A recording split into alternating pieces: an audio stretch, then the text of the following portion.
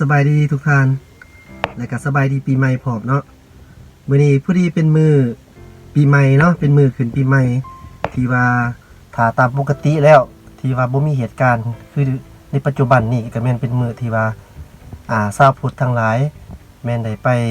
เอาผ้าลงเนาะแล้วก็ฮดสงน้ำผ้านั่นเองเนาะถือว่าเป็นมือที่สำคัญของปีใหม่ลาวหรือว่าบุญสงกรานต์นั่นเองเนาะเพราะว่าปีใหม่นี่ก็มีหลายประเทศด้วยกันเนาะโดยเฉพาะแม่นทั้งประเทศที่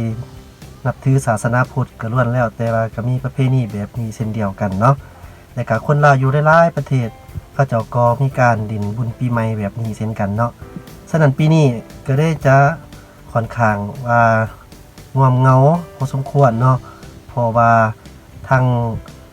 ภาคส่วนที่เกี่ยวข้องเพิ่นก็ได้ออกกฎระเบียบคือบ่ให้พากันดินสงกรานต์แบบคือปี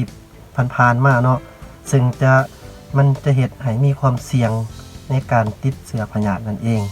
เฮาก็ต้องได้ปฏิบัติตามเพิ่นบอกเนาะอยู่เฮือน Safety First เพิ่นว่าสำหรับมื้อนี้ข้าพเจ้ามีข่าวๆมาอัปเดตให้ทุกท่านนะครับผู้อีกเช่นเคยเนาะก็คือมื้อนี้ข้าพเจ้าสิมาบอกข่าวๆเกี่ยวกับเรื่องการสร้างครัวเนาะสร้างคือครัวที่ว่าอยู่หลวงพระบางเนาะอยู่แขวงหลวงพระบางเพิ่นห้องชื่อครัวนี่ว่าครัวใหญ่พี่ลึกเนาะ ส่วนว่าชื่อแท้ชื่อหยังนั่นตัวนี้เพิ่นบ่ได้เปิดเผยเพิ่นมีแต่ว่าครัวขามน้ำคลองที่ว่าพี่ลึกใหญ่พี่ลึกเนาะฉะนั้นก็น่าจะเป็นครัวที่ว่าค่อนข้างใหญ่เนาะคือครัวตัวนี้แม่นครัวที่ว่าเพิ่นได้สร้างนอนอยู่ในโครงการสร้างทางรถไฟลาวจีนลาวนั่นเองเนาะในกับสถานที่ของครัวแห่งนี้แม่นอยู่หลวงพระบางเอาส่วนเนื้อใน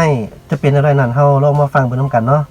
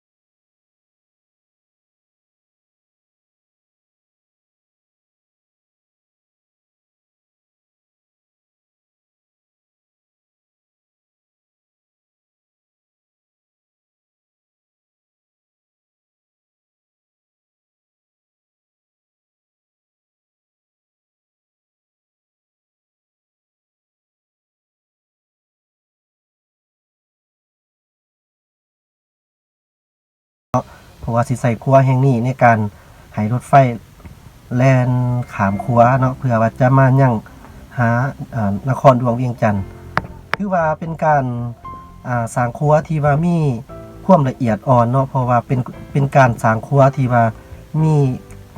ลักษณะแบบซับซ้อนที่สุดเนาะซึ่งทางด้านเทคนิคเพิ่นก็ได้มีการออกแบบวางแผนที่ค่อนข้างว่าละเอียดอ่อนบ่คือครัวปกติโดยทั่วไปเนาะอันนั้นแม่นเพิ่นก็ได้เฮ็ดเรียบร้อยแล้วเนาะคือการวางคือของครัวก็ถือว่าสร้างเป็นที่เรียบร้อยแล้วเนาะคือนะแล้วก็ครัวก็ได้มาติดจอดกันเป็นที่เรียบร้อยแล้วถือว่าเป็นโครงการที่ว่าค่อนข้างว่าไว้เนาะจังได๋ก็ขอเอาใจช่วยสำหรับไอ้น้องกรรมกร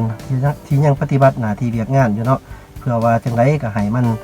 แล้วตามแผนการก็ขอเอาใจช่วยขอให้ทุกท่านจงประสบความสำเร็จโดยไวๆเนาะ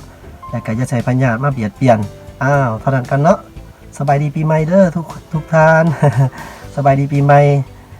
ขอให้มีแต่สิ่งดีๆเข้ามาในชีวิตของท่านเนาะและก็ครอบครัวบ่สุขผู้สุขคนสำหรับคลิปนี้ข้าพเจ้าขอกล่าวคำว่าสบายดี